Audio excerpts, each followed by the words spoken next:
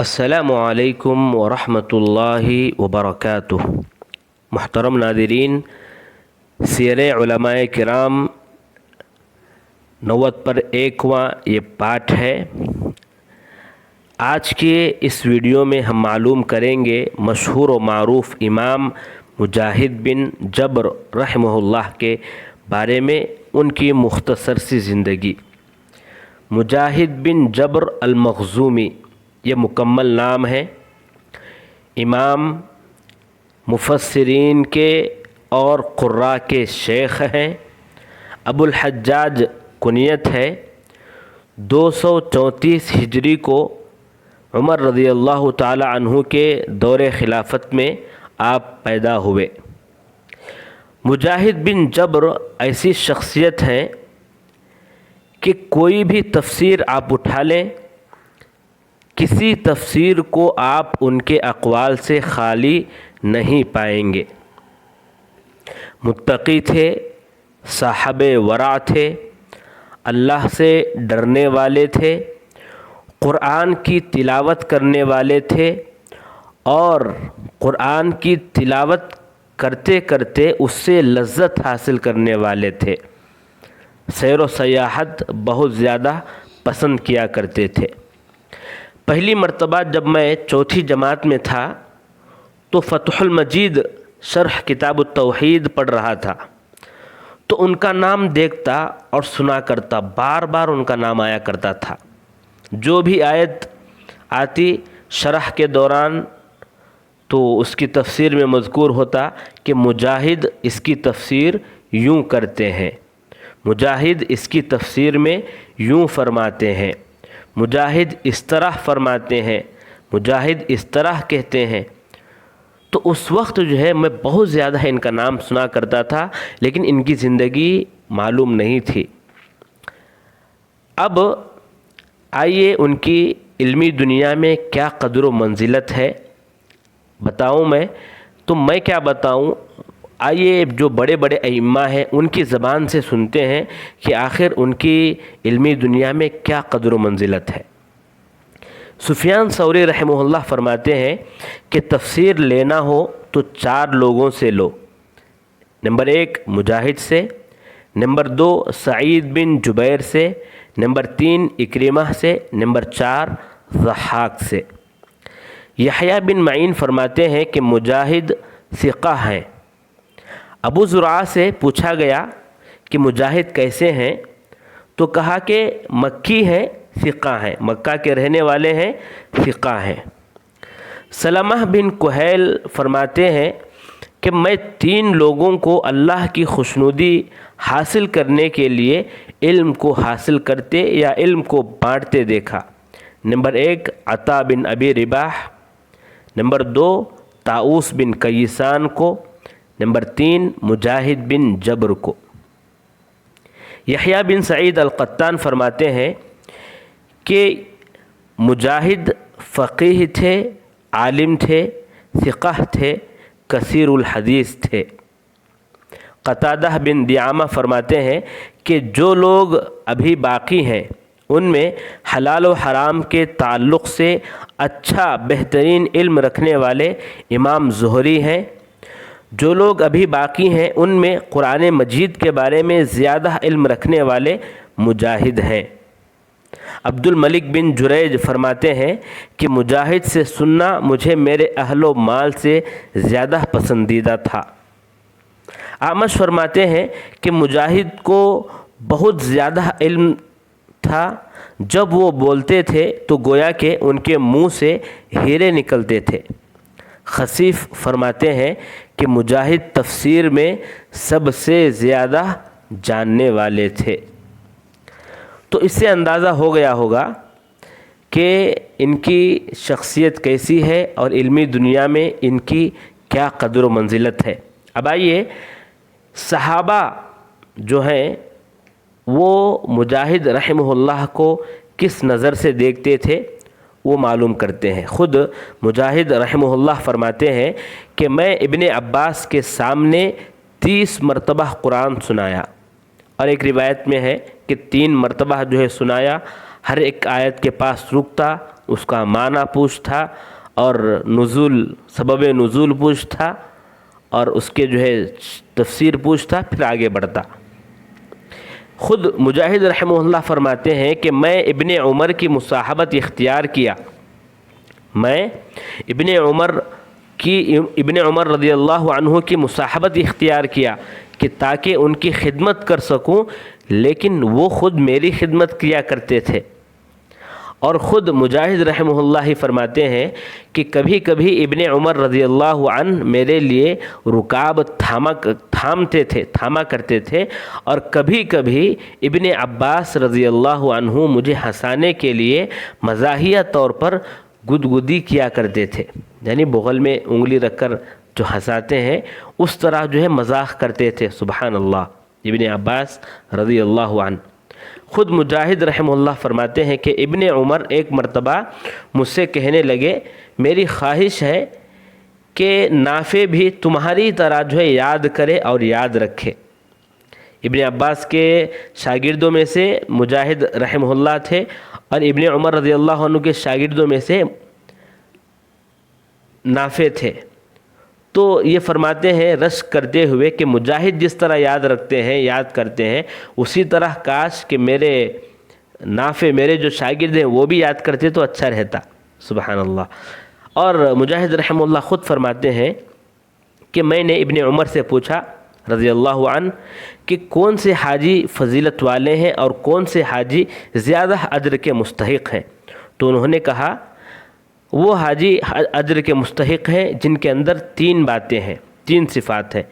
پہلی صفت خالص نیت، دوسری صفت عقل، تیسری صفت حلال کمائی، حلال نفقے سے وہ حج کیے ہوں۔ اور وہ فرماتے ہیں، مجاہد رحمہ اللہ فرماتے ہیں کہ میں ابن عباس کے پاس گیا رضی اللہ عنہ اور ان سے کہا کہ ابن عمر رضی اللہ عنہ اس طرح فرماتے ہیں، کہا کہ انہوں نے سچ کہا۔ اب یہ سب بیان کرنے کے بعد الگ سے آپ کے عقیدے کے بارے میں زیادہ باتیں کرنے کی ضرورت نہیں ہے، کیونکہ ابن عمر اور ابن عباس رضی اللہ عنہ کی محبت آپ کے حق میں اس بات کا ثبوت ہے کہ آپ کا عقیدہ میاں فی المیاں صحیح تھا۔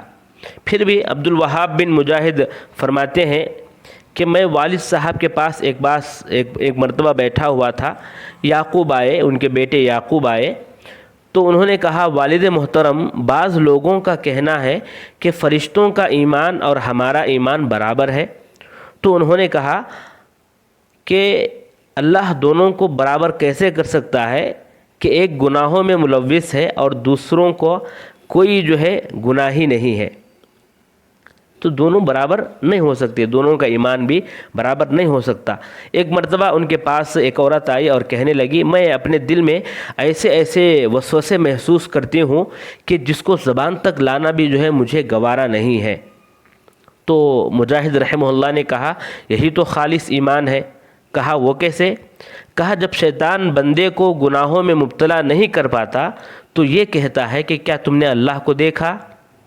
اللہ کو کس نے پیدا کیا؟ نعوذ باللہ، اس طرح کے جو ہے سوالات پیدا کرنے شروع کر دیتا ہے۔ اب آئیے آپ کے شیوخ کی بات کریں۔ آپ کے شیوخ، سبحان اللہ، ایسے شیوخ جو ہے سب کو حاصل ہوں۔ ابن عباس رضی اللہ عنہ، ان سے آپ نے بہت کچھ حاصل کیا، تفسیر، قرآن، فقہ، سب کچھ جو ہے ان سے حاصل کیا۔ ابو ہریرہ رضی اللہ عنہ آپ کے ایک شیخ تھے، عائشہ رضی اللہ عنہا، سعد بن وقاص رضی اللہ عنہ، عبداللہ بن عمر رضی اللہ عنہ، عبداللہ بن عمرو بن عاص رضی اللہ عنہ، رافع بن خدیج رضی اللہ عنہ، ام کرز رضی اللہ عنہا، جابر بن عبداللہ رضی اللہ عنہ، ابو سعید الخدری رضی اللہ عنہ، ام ہانی رضی اللہ عنہ، اسید بن ظہیر، یہ سب آپ کے اساتذہ میں آتے ہیں۔ اب آپ کے تلامذہ کی بات کریں تو دوری، ابو عمر ابن العلا ابن محیسن، اور ان سے روایت کرنے والے اکرمہ، طاؤوس، عطا، عمرو بن دینار، ابو الزبیر، حکم بن عتیبہ، منصور بن معتمر، سلیمان الاعمش، ایوب سختیانی، ابن عون، عمر بن ذر، قتادہ بن دعامہ، فضل بن میمون، ابراہیم بن مہاجر، حمید الاعرج، بکیر بن اخنس، سلیمان الاحول، عبد الکریم الجزری، ابو حسین عوام بن حویشب، فطر بن خلیفہ یا فطر بن خلیفہ، نضر بن غزلی یا اور کوئی نام ہے. ایسے بہت سے آپ کے تلامذہ میں سے جو ہے نام آتے ہیں. مجاہد رحمہ اللہ کی زندگی مختصراً معلوم کر رہے ہیں تو یہ بھی معلوم کرتے چلے کہ ایک روایت جو ان کی طرف منسوب ہے، ان کی طرف سے مروی ہے، وہ یہ ہے کہ قیامت کے دن 3 آدمی لائے جائیں گے. ایک مالدار ہوگا، دوسرا مریض ہوگا، بیمار ہوگا، اور تیسرا غلام ہوگا. اللہ تبارک و تعالیٰ تینوں سے سوالات کریں گے. مالدار سے اللہ تعالیٰ سوال کریں گے کہ تم نے اللہ کی عبادت کیوں نہیں کی، تم نے میری عبادت کیوں نہیں کی؟ تو وہ کہے گا مجھے مال ملا ہوا تھا، میں اسی میں مشغول رہا کرتا تھا، اس لیے عبادت نہیں کر پایا. تو کہا جائے گا کہ کیا سلیمان علیہ السلام کو جو مال دیا گیا تھا اس سے بھی بڑھ کر تمہارا مال تھا؟ کہے گا کہ نہیں. تو کہا جائے گا کہ جب سلیمان علیہ السلام اتنے مال کو حاصل کرنے کے بعد وہ اللہ کی عبادت کر سکتے تھے اور کیے ہیں، تو تمہیں جو ہے کیا رکاوٹ بن گیا؟ اور تم جو ہے اتنے مشغول ہو گئے، کیسے اتنے مشغول ہو گئے کہ تم اللہ کی عبادت نہیں کر پائے؟ پھر اس کے بعد بیمار کو بلایا جائے گا، کہا جائے گا کہ تم نے میری عبادت کیوں نہیں کی؟ کہے گا کہ میں بیمار ہی اتنا تھا کہ میں اللہ کی عبادت نہیں کر پایا، میں آپ کی عبادت نہیں کر پایا. تو کہا جائے گا کہ کیا ایوب علیہ السلام کو جو بیماری دی گئی تھی اس سے بھی بڑھ کر تمہارے اندر جو تمہیں بیماری عطا کی گئی تھی؟ کہے گا کہ نہیں. تو کہا جائے گا کہ جب ایوب علیہ السلام بیمار رہ کر اتنی اللہ کی عبادت کر لیے تھے تو تم کو کیا ہوا؟ پھر تیسرا آدمی لایا جائے گا، غلام ہوگا، اس سے بھی کہا جائے گا کہ کیا تم نے اللہ کی عبادت کیوں نہیں کی؟ کہے گا کہ میں غلام تھا، ماتحت تھا، مجبور تھا.